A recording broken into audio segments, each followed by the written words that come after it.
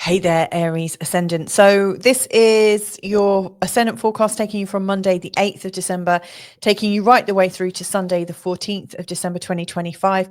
My name's Louisa, and if you're new to this channel, welcome. Now, if you were here last week and you heard my forecast, you'll know that I was talking about resettling your nerves, getting back into your body at the beginning of the week, then having this moment of clarity and illumination around Thursday, around the time of the full moon. And then right at the end of the week, coming back into softness, we were coming to the end of a pattern with the grand water trines. Well, as we're coming into this week, we are coming to the end of the official oppositions to the outer planets. And in particular, we've got the last opposition to Uranus on Wednesday the 10th. This is also the day when Neptune goes direct, and Neptune's been, retrograde for quite some time. So this is going to be really, I think this is dissolving the veil. Neptune's going to be poised, really slowly stationing direct at 29 degrees in the sign of Pisces. That's the last degree of the zodiac. This is really ending, I think, the autumn patterns full stop. So, my first question to you is, what has been the theme of your autumn? So if you can recall back to when did that start? Like the end of August, we're really coming to the end of this pattern a little bit early, because the winter solstice isn't now for another couple of weeks. But yeah, this is a real sort of transition moment. So in this forecast, what I'm going to do is pace you through the astrological weather for the week ahead, like I said, from the 8th to the 14th, and pointing out some things that are going to be helpful for you along the way. For instance, what's going to happen when Mercury also goes into the sign of Sagittarius, and then it just feels so Sagittarian, it's unreal. And more besides. So let's get cracking. If you're new to this channel, you'll know that I always start by putting a big shout out to the people that support my channel in all the various ways that they do. I really appreciate you. So let's have a look at these charts. So you can see here, these are the dates I'm looking at. You see Neptune's going direct. On the 10th, we've got Mercury going into Sagittarius. These are like two very sort of monumental moments. And you'll see there's a lot going on. Like the 10th and the 11th just feel very intense. That's Wednesday and Thursday of this coming week. And then we end on Sunday the 14th with Mars in a square to Neptune and also the Sun in a trine to Chiron.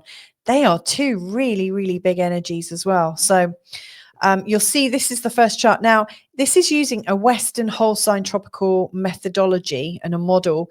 If when you look at your birth chart, you see that you've got Aries, but also the symbol for Taurus in this first section of your chart, then it's also worth listening to the Taurus forecast as well, because that's also relevant. Anyway, this is the first chart for the beginning of the week, and you can see that the moon is still in the sign of Cancer, right at the end of Cancer. And then on Monday the 8th, the moon goes into the sign of Leo. There's the symbol there. You also see that on the 10th, the moon is heading into Virgo. And then finally on the 12th, the moon is heading into the sign of Libra. So we're going from the 4th house to the 7th house. This, I think, is when we're starting to externalize a little bit. We're not so much in our own space here. But we're starting to work towards getting out and about again. In fact, as we end this week ahead and we've got the moon in the 7th house, our attentions really are focused on the people around us, which I think are quite nice. And you'll see right at the end of the week, like at the beginning of the week, we've got 3 planets in your 9th house in the sign of Sagittarius. At the end of it, we've got 4. And Mars is just about to move, and he'll be moving in the following week after that. So yeah, there's a big energy in the sign of Sagittarius. So what does that mean for you? Right. So let's go through this a little bit, step by step. So first of all, I really want to highlight the fire signs. So if you ever look at this chart, you'll see Aries, your own sign, is highlighted in red. You'll also see that Leo is another fire sign in the 5th house. This is where the moon is going to be going on Monday the 8th through to Wednesday the 10th. But you've also got Sagittarius as the third fire sign. So there's a lot of energy. Now, Mars is your ruling planet, and, you know, Mars is very happy in a fire sign. So having, you know, at the beginning of the week, the moon in the fifth house. The fifth house is very much about your personal expression. It's about your search for joy and passion, how you connect to lovers, like new lovers and old lovers, but, you know, how you renovate your relationship. It also shows how you connect to your children. So this is very much about reconnection and connecting in passion and connecting in a joyful way. And one of the things I really like about this with the moon in this position is the moon is going to be making between the 8th and the 10th a whole series of trines to Venus, to the sun, and also to Mars. Now, this is going to really jolly up your energy and really emphasize the fact that right now you're wanting to explore things and express your life in a really kind of adventurous, highbrow way. You're really interested in sharing ideas, broadcasting ideas.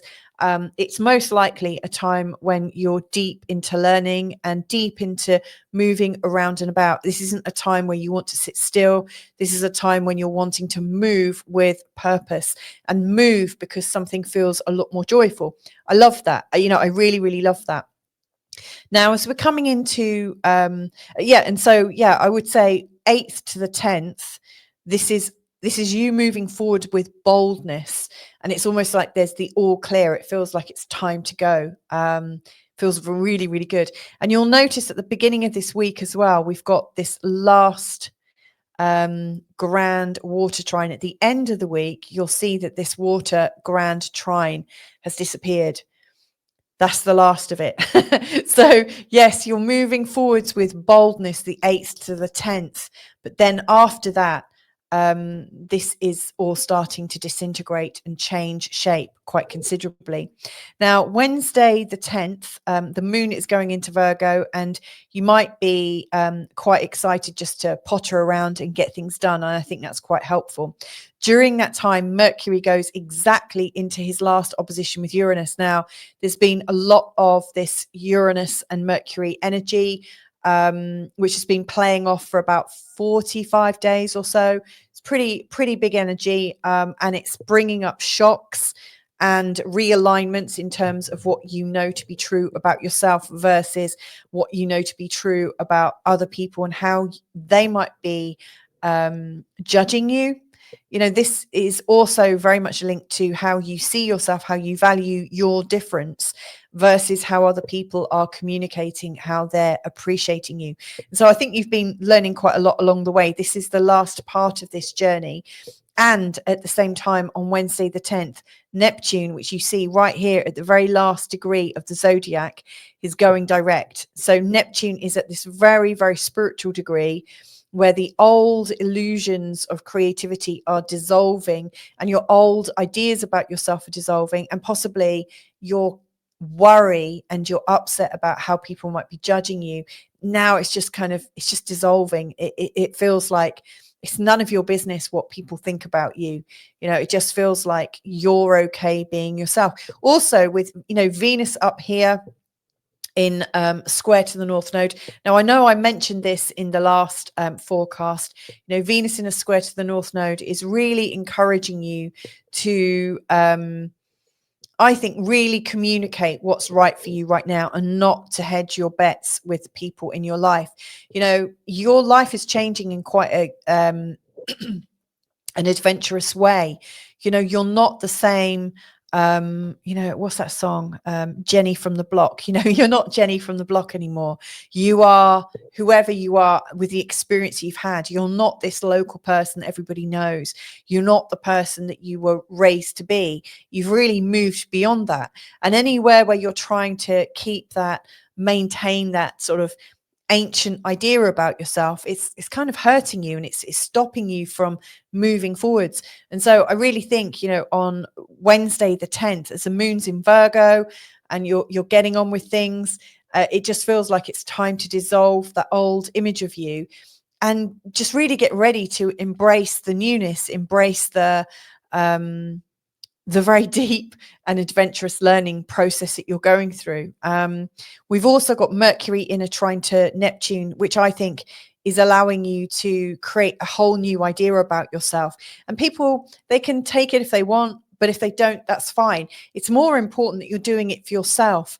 And then right at the last moment of the 11th, and this is Thursday, we've got Mercury also going into the sign of Sagittarius. So if I just move this chart on, you'll see that by the end of, the 11th, this grand trine is over. The time of caring about what other people thought, it's dissipating. You're now coming into this much more adventurous time, not just for your mind, not just for your body, not just for your soul, but it's like the whole you now has to express itself at a much higher level, a much more confident and positive level. And it's just like what was in the past has just kind of shifted and disappeared. And so as you're coming into Friday the 12th, the 13th, that's Saturday, and then Sunday the 14th, the moon is going to be in the 7th house. And this is a time when you might get a lot of invitations to spend time around loved ones. During that time, Mercury's in a very strong sextile. I would say you're really articulate about what you're thinking and feeling. You've got a real strong sort of penetrating insight. And then on Sunday, we've got two very, very strong energies. Now, the first one is Mars in a square to Neptune.